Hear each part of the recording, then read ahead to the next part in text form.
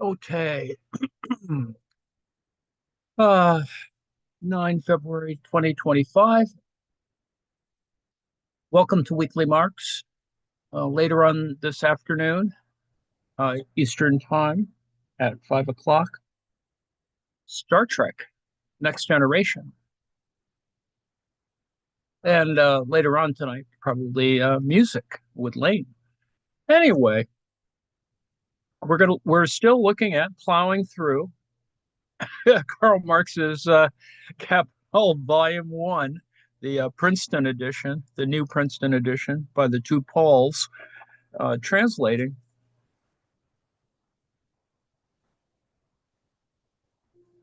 And I'm gonna scroll through the whole text, but I'm not gonna read the whole text. I'm gonna actually read Ed George's commentary and then start reading the editor's notes because I think that's actually the most interesting thing about the new translation is not only the sort of cleaning up of some of the elements of translation, but also the commentary they have with updates relative to new literature, et cetera. So that's what I'm going to do today, but we'll scroll through in case you actually want to read this darn thing.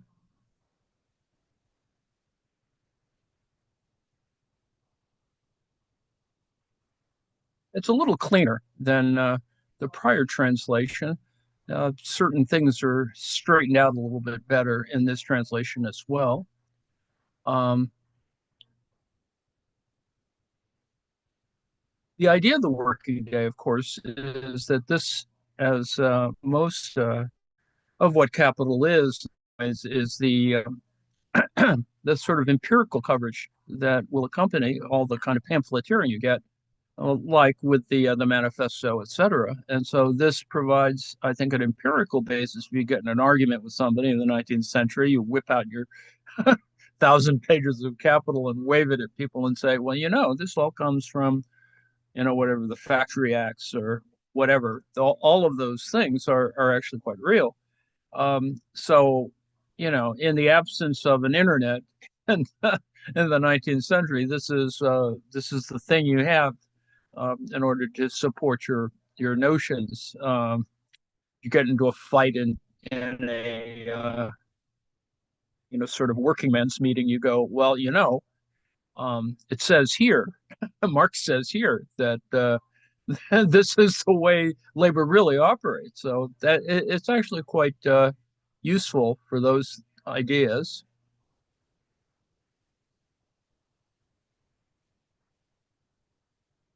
I mean, the point of the chapter, of course, is to describe how regulation change and that the basis of that he had described earlier relative to a kind of surplus value is how surplus value or is created from the way in which the working day, the difference between absolute and relative surplus value is created.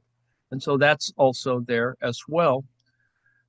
And it's a very exciting time. I mean, it's exciting in on the one hand, uh, what with revolutions and all, and cataclysms of one kind or another, but also modifications in for example, the British economy. The idea that there's greater regulation. On the other hand, there's still so much that the sort of nascent capitalism is sort of fiddling around with that you need to protect yourself. And of course, there's the issue of subsistence, which is on both Engels and Marx's mind. This particular chapter has a very extensive end end note section, so I will just point that out to you as well. As I said, this is the thing you bring out when you're having a fight with somebody about a variety of things about how much is it that bakers make, or and it does describe, I think, in very useful ways, not unlike a variety of other literature of the period, and aside from Engels himself writing on working conditions, and so you have all of those things sort of combined here, And that's a kind of synthesis that Marx provides with this literature. So I am scrolling through here. So the whole thing is at least is recorded. So you could probably make your way through some of this. It hopefully is not too blurry as I bomb through the text here. And these are the endnotes, which are somewhat compelling, particularly the longer ones that are relatively up to date and have the advantage of certain ideas that have happened since the last English translation of Capital. So now let me start with Ed George's. This is listed in Ed George's reading of Marx's Capital as chapter 10, The Working Day. And indeed it is, on the one hand. On the other hand, you need to sort of, now what happened there? I don't know what happened. Wait a second. Let me see if I can return to this.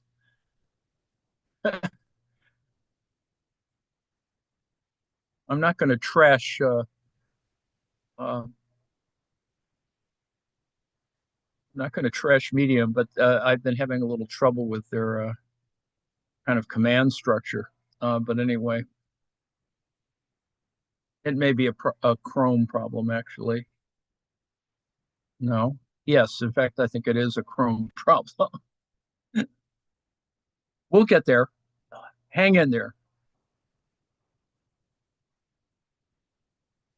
The working day, the degree of exploitation of labor power. Let us assume a given value of labor power, say 6 hours of labor time a day, i.e., 6 hours of labor time are socially necessary to produce the daily subsistence of the worker. These 6 hours are represented below by the line A-B. The line B-C represents the time which the working day is prolonged beyond this necessary labor of 6 hours. So you have one line. Day 1 is 7 hours. Day 2 is 9 hours. So each dash equals an hour. And day 3 is 12 hours. Evidently, the ratio BC over AB gives us the rate of exploitation of labor, which is, the rate of surplus value, which respectively above amounts to 16 2/3%, 50%, and 100%. He's trying to keep the numbers all, sort of fairly simple. The working day as a whole is thus a variable quantity capable of being determined, but in and for itself indeterminate. But it can only be varied within certain limits. On the one hand, it must be longer than A-B, i.e., it must be longer than the labor time necessary to reproduce the labor power. On the other hand, it has to a maximum limit, in turn, determined by two conditions. Number one, the physical limits to labor power, that is, the physical need to rest, sleep, feed. And number two, the moral limits set and conditioned by the general level of civilization. But these determinants are by their nature elastic. So how long, therefore, is the working day? And as Marx says, leaving aside certain extremely elastic restrictions, the nature of commodity exchange itself imposes no limit to the working day. The capitalist maintains his rights as a purchaser when he tries to make the working day as long as possible. On the other hand, the peculiar nature of the commodity sold implies a limit to its consumption by the purchaser, and the worker maintains his right as a seller when he tries to reduce the working day to a particular normal length. There is, therefore, an antinomy of right against right, both equally bearing the seal of the law of exchange. Between equal rights, force decides. Hence, In the history of capitalist production, the establishment of a norm for the working day presents itself as a struggle between collective capital, i.e., the capitalists, and collective labor, i.e., the working class. And this is kind of the basic element of the struggle. But of course, it's more than that. And what Marx is doing in this chapter is contextualizing this kind of struggle, and giving it kind of historical context and supporting it with um, publicly available documents, etc. We should note that surplus labor is not a phenomenon created by capital, but something that exists wherever one part of society possesses the monopoly of the means of production.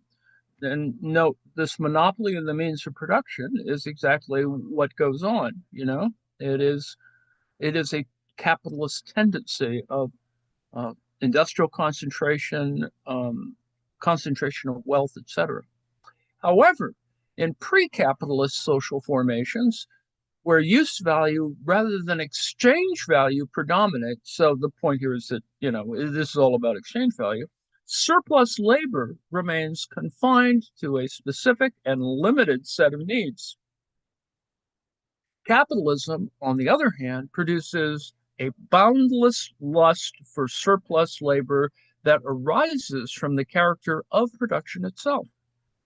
What now follows is a descriptive historical account with respect to 19th century British, principally Irish, Scottish, and English factory conditions, of the rapacious drive on the part of the manufacturers to lengthen the working day, the consequences of this, and efforts, both class struggle efforts and legal efforts, to restrict this lengthening.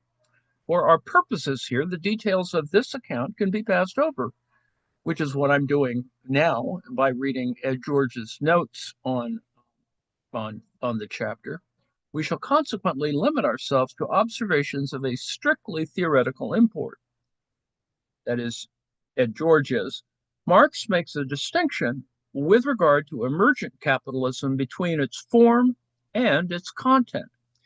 Capital is at first indifferent to the technical character of the labor process it seizes control of.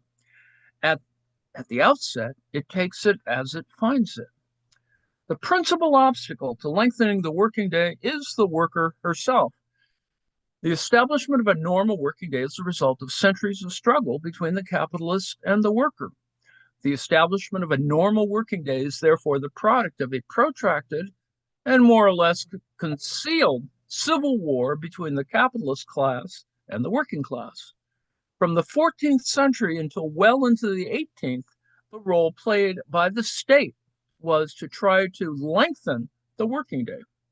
The pretensions of capital in its embryonic state and its state of becoming, when it cannot yet use the sheer force of economic relations to secure its right to absorb a sufficient quantity of surplus labor, but must be aided by the power of the state, is to impose its will by extra economic force. Centuries are required before the free worker, owing to the greater development of the capitalist mode of production, reaches a voluntary agreement, i.e., is compelled by social conditions to sell the whole of his active life, his very capacity for labor, in return for the price of his customary means of subsistence, to sell his birthright for a mess of pottage. Pretty succinct for Marx. There may also be philanthropic tendencies, but the weight of economic logic is unbearable. Either way, nothing depends on the will, either good or bad, of the individual capitalist. Under free competition, the immanent laws of capitalist production confront the individual capitalist as coercive forces external to him. So there's an agency and structure issue here. The specific content of capitalist production is the production of surplus value. The subordination of labor to capital, in turn, leads to the reconstruction of the mode of production. But the sequence of cause and effect is exact. At first, the drive by capital for an unbounded extension of the working day was witnessed in those industries which were the first to be revolutionized by water power, steam, and machinery. And that's mainly textiles, cotton, wool, flax, and silk. The changes wrought by the new material mode of production on social relations led first to outrages without measure, then legal normalization of the working day. But these first legal measures took the form of legislation of exceptions. As other branches of manufacturers enter the factory system proper, factory legislation stripped itself of its exceptional character. So, in other words, more regulation is proliferated, and of course, each of these textile industries, for example, has a more primitive or a sort of a pre-modern kind of formation, right? You need to get um, cotton, and you get cotton from the fields, wool from animals, flax from also from fields, and silk from those poor little devils, larvae. Anyway, we return now to where we left off at the end of chapter 6 at the market, that realm of freedom, equality, property, and Bentham, the hell of a law firm. In the market, as owner of the commodity labor power, he, the worker, stood face to face with other owners of commodities, one owner against another owner. The contract by which he sold his labor power to the capitalists proved in black and white, so to speak, that he was free to dispose of himself. But when the transaction was concluded, it was discovered that he was no free agent, that the period of time for which he is free to sell his labor power is the period of time for which he is forced to sell it. That, in fact, the vampire will not let go while there remains a single muscle, sinew, or drop of blood to be exploited. For protection against the serpent of their agonies, the workers have to put their heads together and, as a class, compel the passing of a law, an all-powerful social barrier by which they can be prevented from selling themselves and their families into slavery and death by voluntary contract with capital. So the point here, of course, is that there is a commodity form, and labor is that commodity in that particular way, and it does form, however formally or informally, a kind of contract. And so, what one is selling at the same time one is selling one's labor power, there is a kind of set of contracts at work, some more formal than others. So anyway, that's Ed George's notes on this. And now what I'm going to try and do is go through the editor's notes, because I think the editor's notes are more useful or more current in some ways. So Ultima Thule, a island near Great Britain. This editor's note 1, lowercase Roman numeral 1. Ultima Thule, an island near Great Britain that the Romans once regarded as the world's northernmost landmass. By Virgil's time, its name had become an expression meaning outer limit, which is the sense in which Marx uses it. Now, I don't know, kaios, I guess, is a ancient Greek term for an aristocrat, meaning beautiful and good or noble. Civis Romanus is the Latin for Roman citizen. Boyars were rich landowners in medieval Russia with a privileged relationship to a prince, and later to the Tsar. Peter I abolished the rank of boyar early in the 18th century, but in Marx's time, it still existed in Wallachia, a region of Romania where these aristocrats, hence known as Wallachian boyars, continued the practice of exacting unpaid labor from peasants. Corvée labor, corvée labor was unpaid labor that those in power required of some inhabitants. Originally a convention under the Roman Empire, where it was called opera corrugata, it became a standard mode of extracting work in the European Middle Ages. Vassals owed their lord a certain amount of unpaid labor per year. you have to facilitate that, and because you owe it, you can get some serfs to sort of stand in for some of that. Ager publicus, lands owned by the state during the Roman Empire, usually confiscated from conquered enemies. The ager publicus was sometimes distributed to forepersons or to the poor, and sometimes leased to the wealthy, depending on the attitude of the rulers in the particular period. The Reglement Organique was the first constitution to go into effect in that's number 5, Roman numeral 5. The was the first constitution to go into effect in the principalities of Moldau and Wallachia, or Wallachia. I think it was Wallachia. But anyway, what happened? This happened in 1831 as a consequence of the Russian-Ottoman War of 1828 to 29. The two principalities were occupied by Russian troops, and the reglement was a project overseen by the Russian governor there, General Pavel. It gave legislative power to a body elected by the state owners.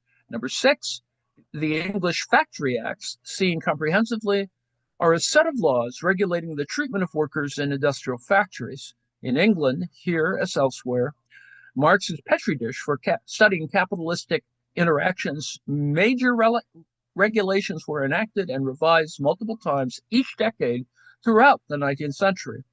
The regulations were sometimes fought for by worker groups who were sometimes supported by influential members of parliament, who in turn received reports from a legion of factory inspectors sent to assess compliance. In Marx's view, the feature of factory work that most needed regulating was the length of the working day. His reasoning was as follows: since wages always hit an absolute minimum in order for workers to earn enough to reproduce their vital energies for the next day of work, one tactic for pushing wages below this threshold anyway was to keep wages steady at the absolute minimum and at the same time to lengthen the working day. In this way, more labor could be gotten for the same wages, driving the effective cost of labor down for owners, while still keeping workers alive to a point, since the incentive would always be to extend the day beyond healthy limits, given a theoretically endless supply of workers. State intervention was good for workers.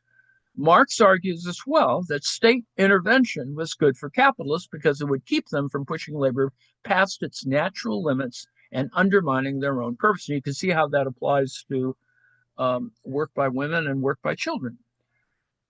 Number 7, without using ellipses to mark the gaps, Marx omits some sentences here that soften a bleak and brutal picture ever so slightly.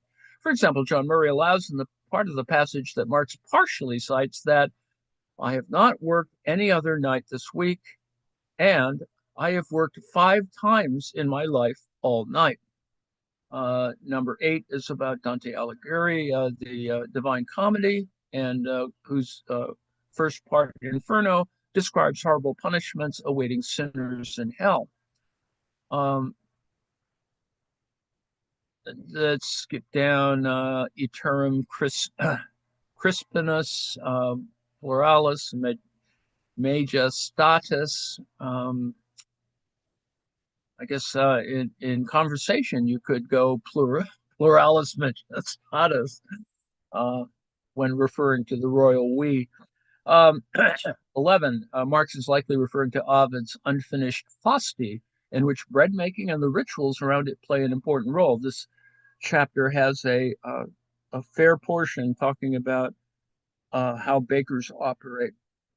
The Eleatics refers to a pre-Socratic philosophical school, this is number 12, in ancient Greece that got its name from Elea, the home of its most famous member, Parmenides.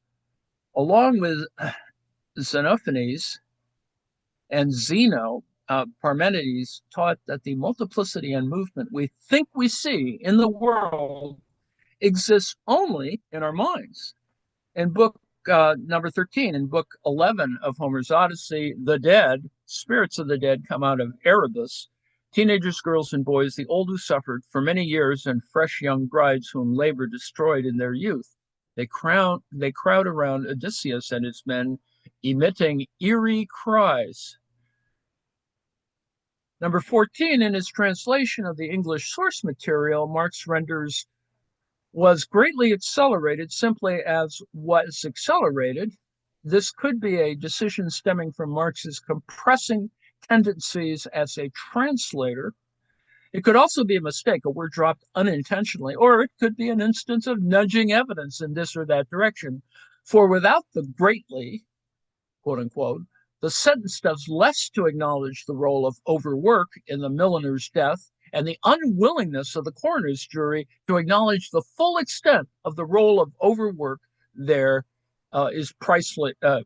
And the full extent of the role of overwork there is precisely what Marx wants to stress. Number 15, like other progressive European intellectuals of his time, Marx is horrified by the cruel and ongoing oppression of enslaved Africans and African Americans in the U.S. and elsewhere. With this quote from John Eliot Carnes' 1862 book, The Slave Power, he emphasizes two aspects of the situation in the U.S. the use and abuse of enslaved people at the hands of their owners and their existence as a form of capital, that is, property that produces more than its value. Slave labor, human beings whose powers were under the command of owners so that they could be completely exploited to produce the maximum of surplus value, was so close to the way Marx describes capitalist wage labor that at times he equivocates. Is chattel slavery more akin to ancient slavery, making wage labor something truly new on the planet? Or is slavery the forerunner to labor under capital, an extreme form of alienated labor and the first true commodification of human beings? In Capital, the slave system sometimes serves as a counterpoint to, or even as an analogy for, European labor.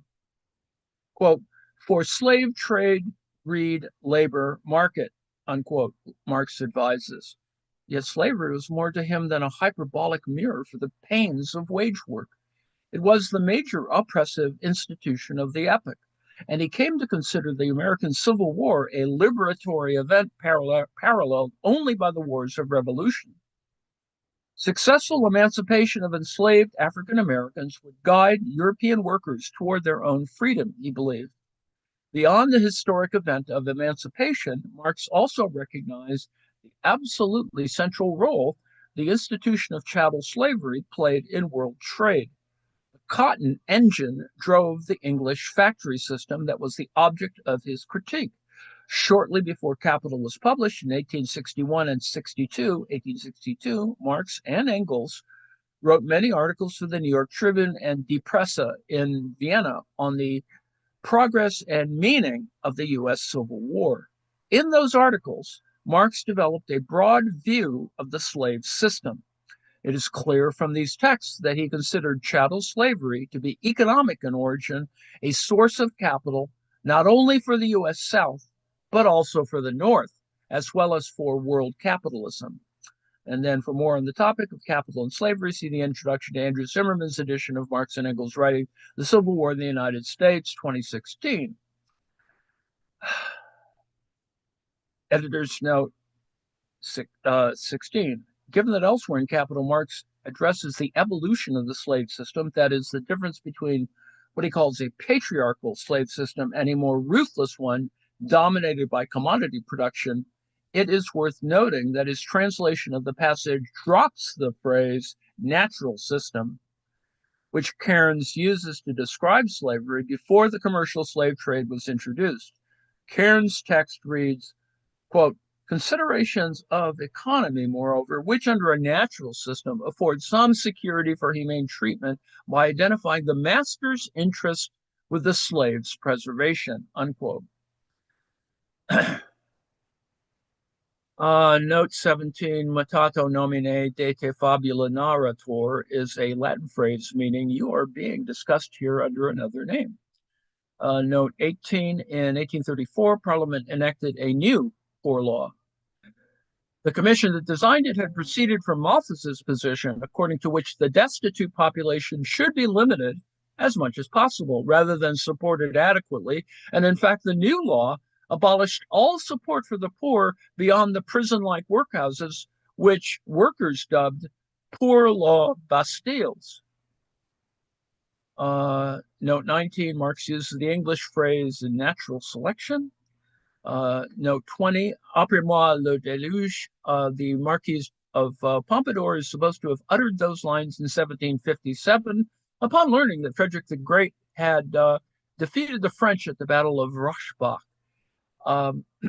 21, note 21, Dr. Andrew Urey, was a physician and professor of natural sciences at the University of Glasgow, a well-known apologist for the manufacturing class and a defender of child labor. He was also, in today's parlance, a tech utopian, a tech bro. In the Philosophy of Manufacturers, or an exposition of the scientific, moral, and commercial economy of the factory system of 1835, he praises, quote, the blessings which physiomechanical science has bestowed on society, unquote. Marx spends a good deal of time citing and skewering him in the machines chapter of Capital, chapter 13.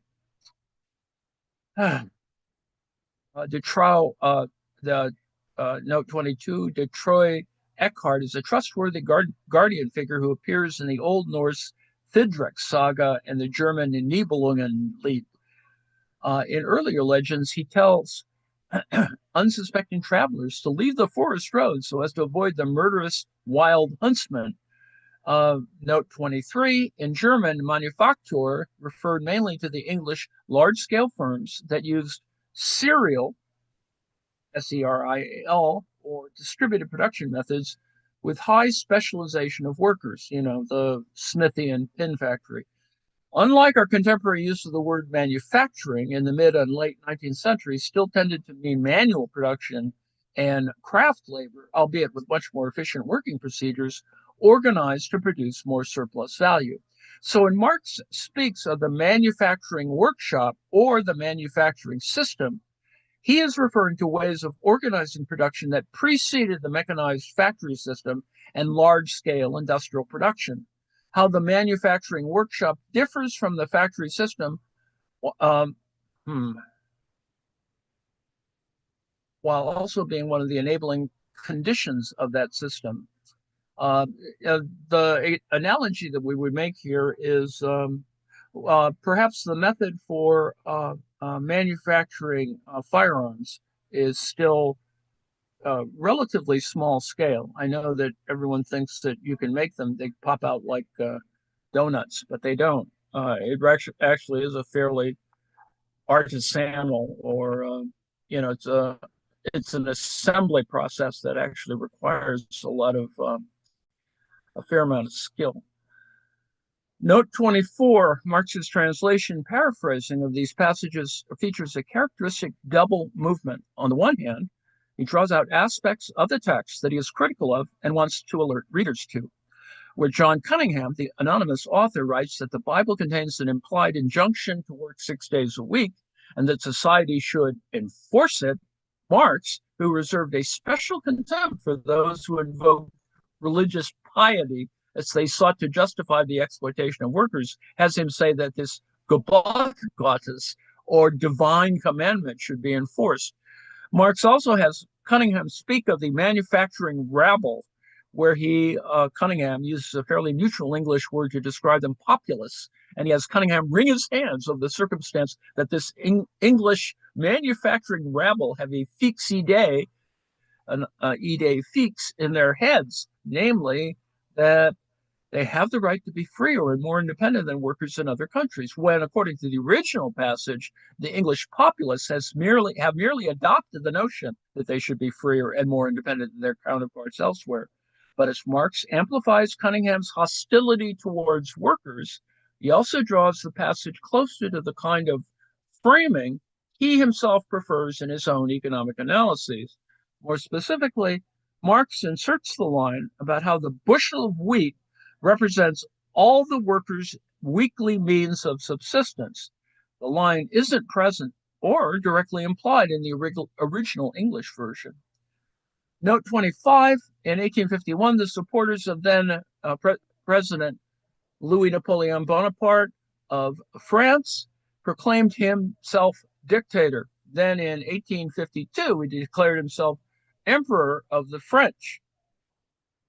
Between those two events, Marx wrote a short text entitled The 18th Brumaire of Louis Napoleon, which denounced the new dictator as a farcical repetition of his uncle Napoleon I. The counter-revolutionary cry under the new Napoleon, a far cry from the French Revolution's liberté, equalité, fraternité, was property, family, religion, order, which was even farther from the socialist revolution Marx hoped would take place in the 19th century. As Marx recounts in his text, during Bonaparte's years as president from 1848 to 52, the politician had gradually filled the major roles in government with cronies and supporters. Sounds familiar. And when term limits forbade him from running again, he incited a coup and quickly began revising the Constitution and deporting opponents, positioning himself to control all government activities in perpetuity, which turned out to be the 20 years of his eventual reign. The key to Bonaparte's success, Marx maintains, was his ability, through strategic appeasement and the promise of authoritarian measures, to hold steady, if not to reconcile competing economic claims among the remaining landed aristocracy, industrial capitalists, workers, and peasants that threatened to break out into another kind of revolt. Thus, Marx writes, in this unspeakable, deafening chaos of fusion, revision, prorogation, constitution, conspiration, coalition, emigration, usurpation, and revolution, the bourgeois madly snorts at his parliamentary republic. Rather an end with terror than terror without end. Bonaparte understood this cry. Periculum in mora is a Latin expression meaning that there is danger in waiting. That's 26, 27. The Corn Laws were an important indicator for Marx. How cheaply the majority of a country's workers could feed themselves was a crucial variable in the capital system. Wages were strongly determined by the cost of food. By far the most important staple foods in England were made from grain, known as corn, wheat bread making up the largest part of the workers' diet. Beyond nutrition for workers and wage levels for owners, the Corn Laws themselves tracked the successes and failures of the new commerce ideology, free trade. Laws regulating import of corn changed with political wind. In 1815, strict protectionist laws were passed by the House of Commons. In 1828, they were liberalized, and in 1846, abolished. Marx mentions the abolition of the Corn Laws at different moments across capital as being deceptive in several ways. Under the guise of making food more affordable for the workers, the free trade bosses could bank on cheaper imported grain and thus lower wages. True, cheaper grain benefited workers in one way. It provided the means to shorten the maximum working day to 10 hours. But cheaper food did not mean richer workers. Further, the crises that were cushioned by the availability of imported grain and lower wages came back quickly. Under the guise of cheaper food, the repeal of the Corn Laws also led to competition in domestic agriculture and challenged landed lords' control over the land. In turn, a boom in technological development in response to competitive forces opened English agriculture even more to capital. The larger lesson to be drawn from these deceptions is that changes in the law for or against protectionism did not fundamentally alter capital processes. Note 28, Tory philanthropists were conservative social reformers who supported factory legislation. Later in capital, the Tory politician Lord Ashley, who introduced the 10 Hours Bill in Parliament in 1833, is referred to as the leader of aristocratic philanthropic movement. Marx had mixed views about Ashley. He sometimes cited Ashley's writings about the ills of industrial capitalism to document those ills. But he also believed that aristocratic philanthropists like Ashley used pious rhetoric and displays of Christian indignation to mask their deeper motivation for resisting the capitalist transformation of society. They were protecting their own material interests. In a footnote in Capital, moreover, Marx speaks of German Christian philanthropists. Here he seems to be applying the term philanthropist to people he sees as the German counterparts of English philanthropists. This is a little confusing since philanthropism was an influential pedagogical movement in late 18th century Germany, named after Johann Bernhard Bostow's teaching institute in Dessau, the Philanthropium.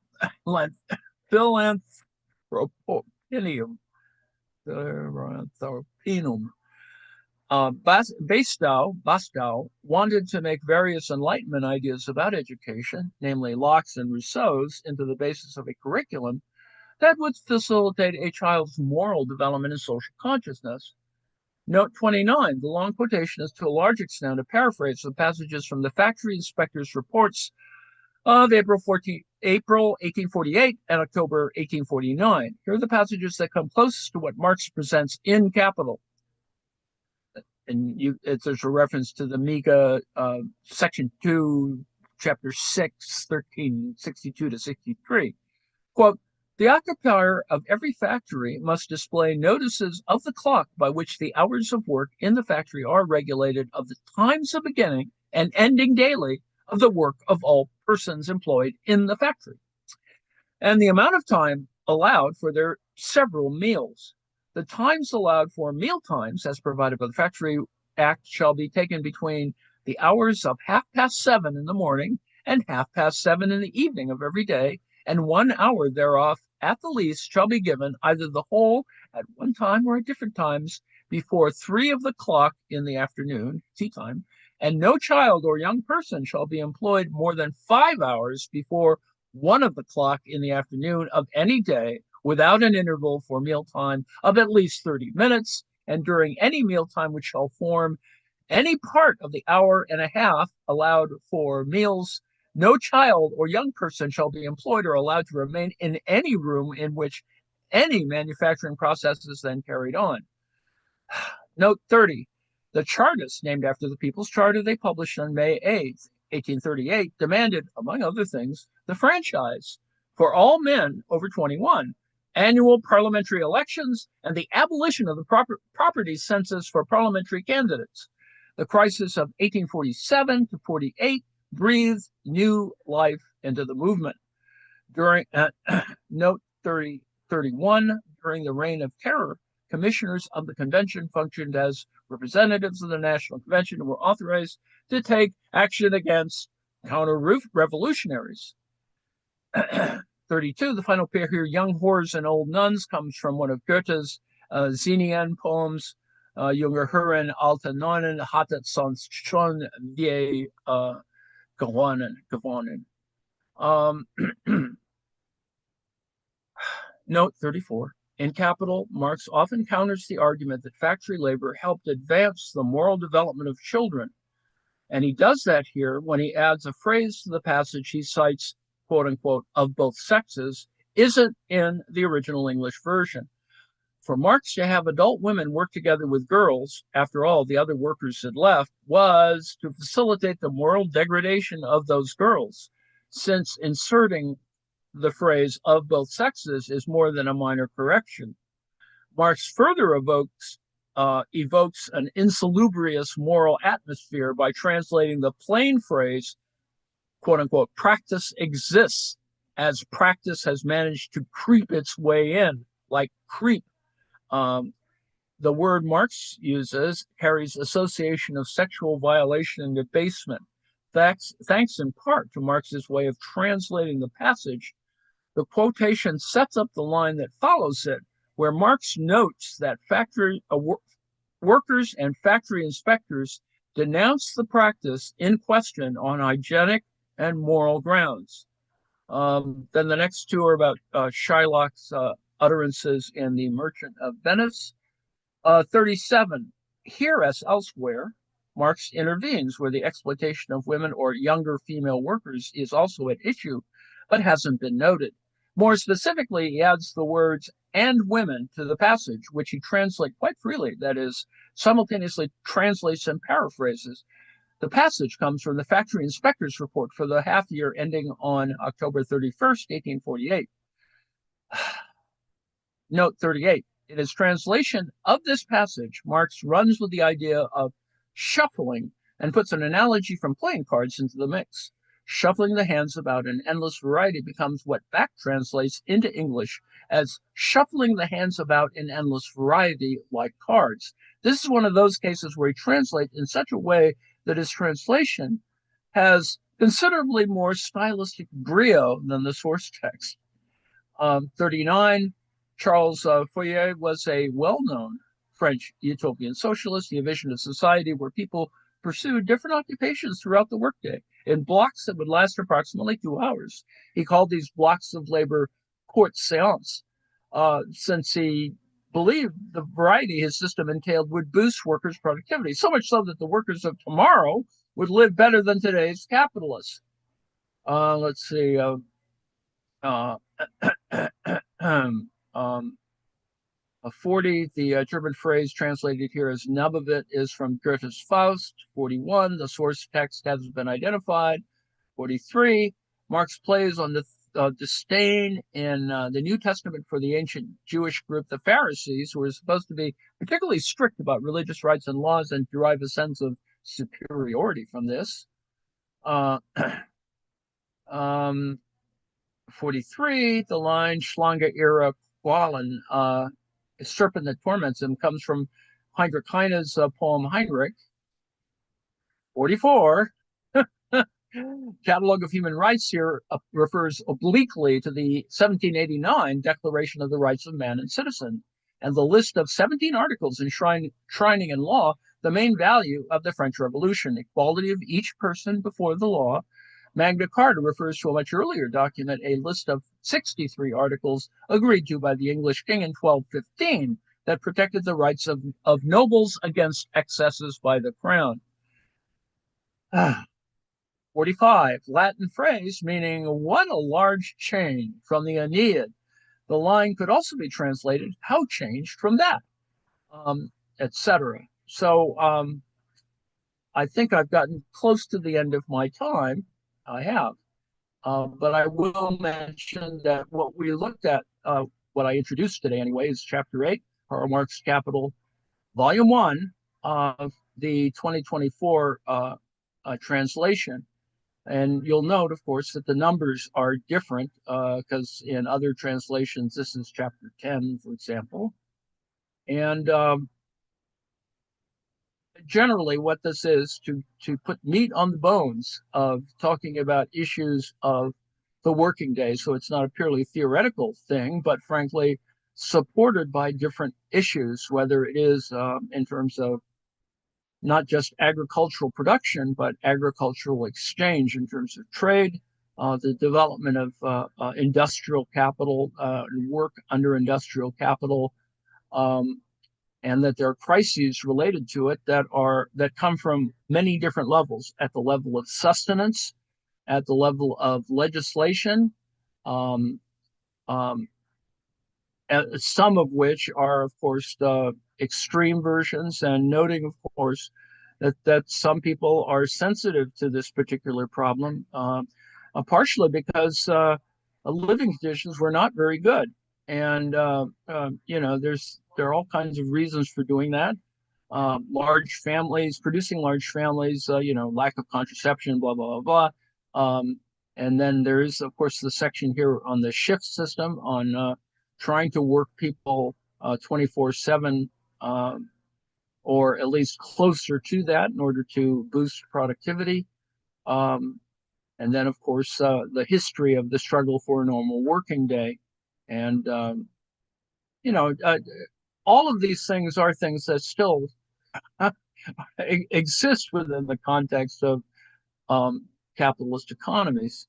And of course, since there is uneven development, some people haven't sort of worked through some of these issues, or um, allow themselves to be exploited or get exploited by capitalists of a variety of sorts. And so, anyway, this is a longish chapter. It's a little lengthy, but it reads better because it doesn't have math so much as it is um, a kind of reflection on a variety of histories over several decades and to try and contextualize the things which, make up the revolutionary complaint.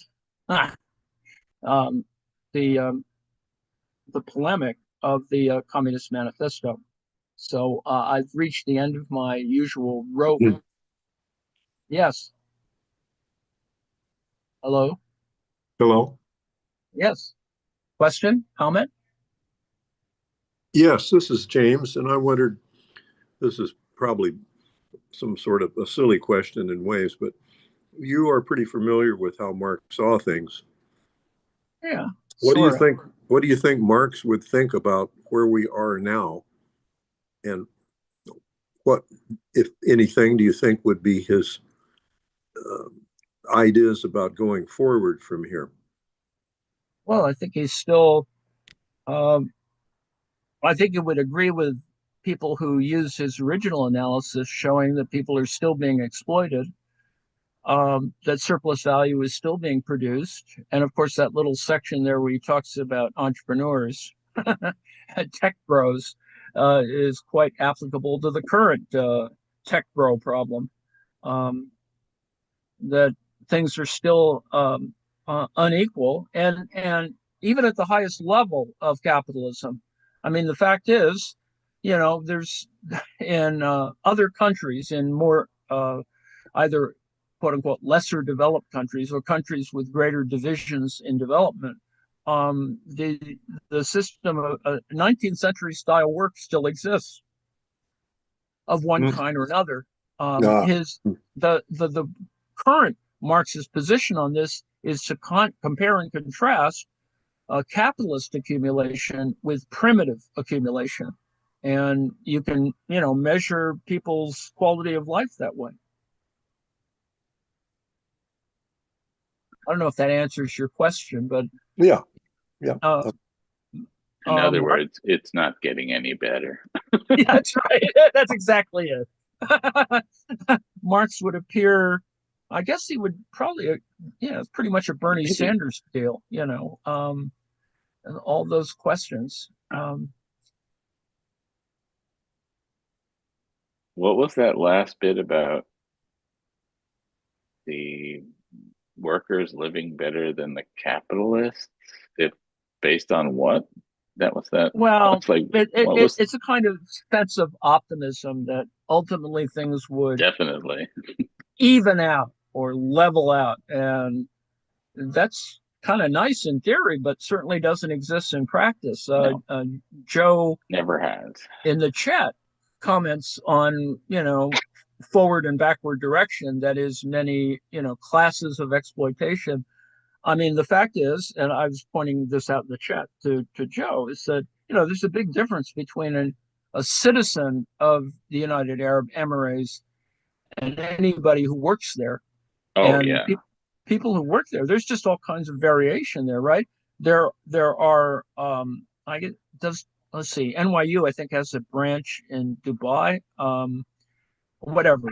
There's just differences between classes in that sort of way, and there's all these guest workers, the Gastarbeiten.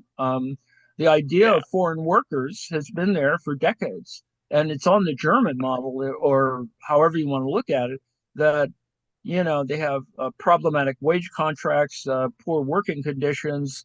Um, it uh, and of course it's a kind of it's quasi wage slavery, in the sense that Oh yeah. you couldn't hire some people to do the kind of menial work, or additional divisions of labor supporting the family enterprise that happen in largely Arab countries or certain Islamic countries, that you have this kind of different differential labor markets where you get Filipinos. There's all these Filipinos who are working there, et cetera, or Indonesians or whatever. Oh yeah, 100%. I mean, there are very few actual citizens in Dubai and the UAE. So I don't the proportion of like guest workers and people who have really very little rights to the actual quote unquote citizens is kind of extraordinary. Yeah, it's like stepping It's backward in always time. based on indentured servitude, and yeah, Yeah, basically. exactly. It's just problematic, and they're just stories. There's always stories of it. People have been working there too long, not enough. Um, all kinds of secondary issues that that are that are problematic. Um, let's see. I have a note here that we're not. There's no music tonight, so Lane's taking an early night. Uh, I assume that Blue, Star Trek is at 5. Um, let's see. Blue-eyed blondes. The show must go on, man. Yes, indeed. Uh, um, other Joe, things. Joe says blue-eyed blondes are assumed to be sex workers. Is that true? I have no idea. I have no information one way or the other. I assume, though, that that may be the case. I'm guessing, Joe, you're that Sylvie got harassed. Is that what happened?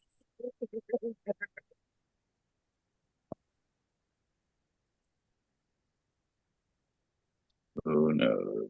Well, anyway, we shall end the. We're still on live stream.